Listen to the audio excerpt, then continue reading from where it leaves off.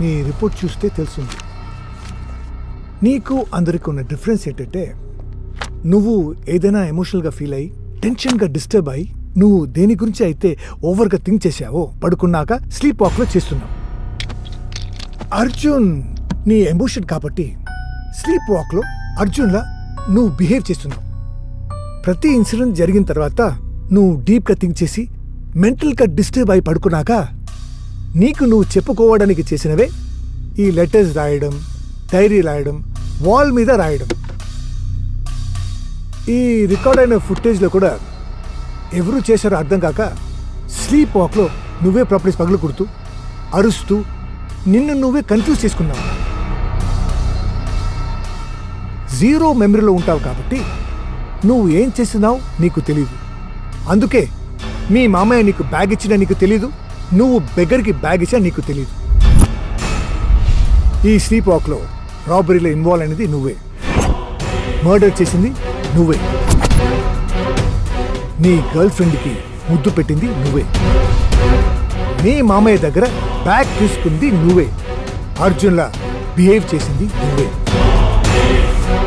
ఇవన్నీ నీకు నువ్వు చెప్పుకోవడానికి లెటర్స్, డైరీ, వాల్ మీద రాశావు. కోపంలో ప్రాపర్టీస్ పగల కొట్టింది నువ్వే. ఈ డిసార్డర్ చిన్న ఏజ్ నుంచి పెద్ద ఏజ్కి వచ్చే కొద్దీ తగ్గుతుంది. నువ్వు స్లీప్ వాక్లో లేచిన తర్వాత ఎక్కడికి వెళ్ళినా ఏం చేసినా చిన్న చేంజ్ లేకుండా సేమ్ ప్లేస్లో వచ్చి పడుకుంటున్నావు. అందుకే దీని గురించి నీకు తెలిసే ఛాన్స్ లేకుండా పోయింది. బహుశా ఈ అర్జున్ ఇన్సిడెంట్ తర్వాత నీ వీక్నెస్ మీ అమ్మకి తెలిసినా చెప్పకపోయిండు. నా కొడుక్కి ఒక బలహీనత ఉందని నేను చెప్తే వాడు భయపడుతూ బ్రతుకుతాడు. అదే వాడంతటా వాడు తెలుసుకోగలిగితే జాగ్రత్త పడతాడు. అందుకే అర్జున్ చనిపోయిన తర్వాత వాడు చనిపోయిన విషయంతో పాటు ఆదిత్యకున్న ఒక బలహీనత గురించి కూడా ఆదిత్యకి చెప్పలేదు. ఈ డిసార్డర్కి ట్రీట్మెంట్ లేదు. నీ ఎమోషన్ని నువ్వు కంట్రోల్ చేసుకోవడమే. And be careful.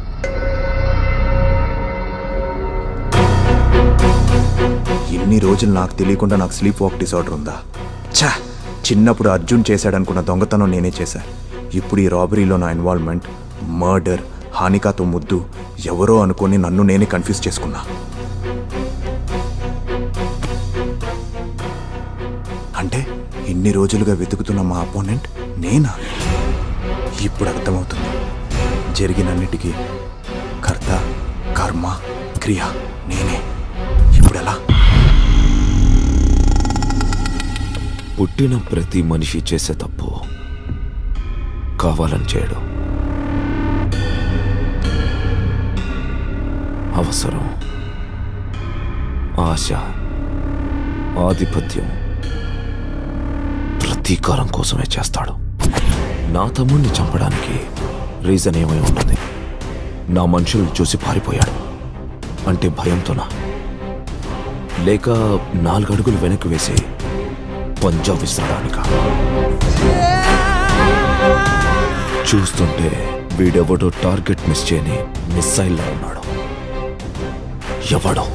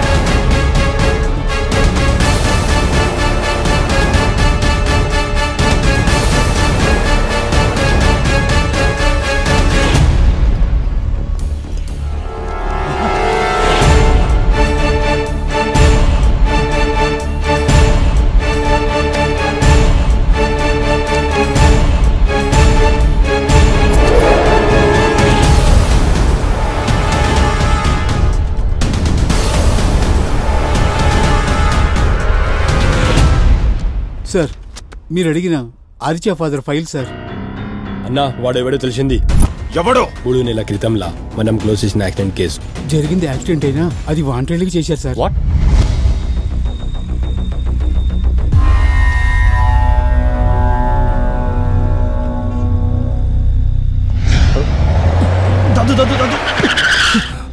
Dadu police అన్న డెలివరీ మన కొకైన్ డిక్కీలోనే ఉంది.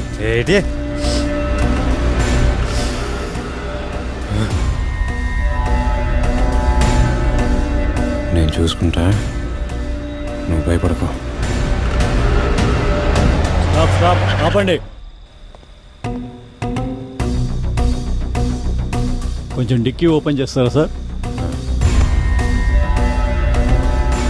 నేనెవరో తెలుసా? తెలుసుకోవాల్సిన అవసరం లేదు. నా డ్యూటీ నేను చేయాలి కదా. డ్యూటీ?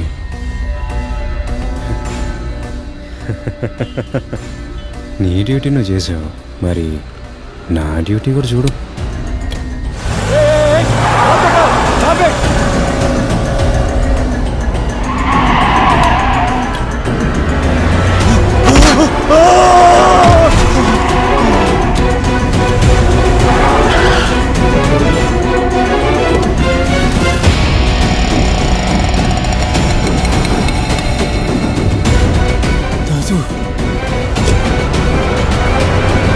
ఆ రోజు దాదు చేసిన యాక్సిడెంట్ ని అనౌన్ యాక్సిడెంట్ గా క్రియేట్ చేసి కేసు క్లోజ్ చేశారు సార్. వాడి కొడుక ఆటం బాంబుని తట్టుకొని నిలబడ్డవాడిని రంగుళం బుల్లెట్ ని తక్కువ అంచనా వేశా. ఎక్స్పెక్ట్ చేయని వేలు, ఎక్స్పెక్ట్ చేయని పర్సన్, లైఫ్ లో నాట్ 1% అనుకున్న వాడే నన్ను 100% టార్గెట్ చేశాడా. 100% దావుతుని చంపింది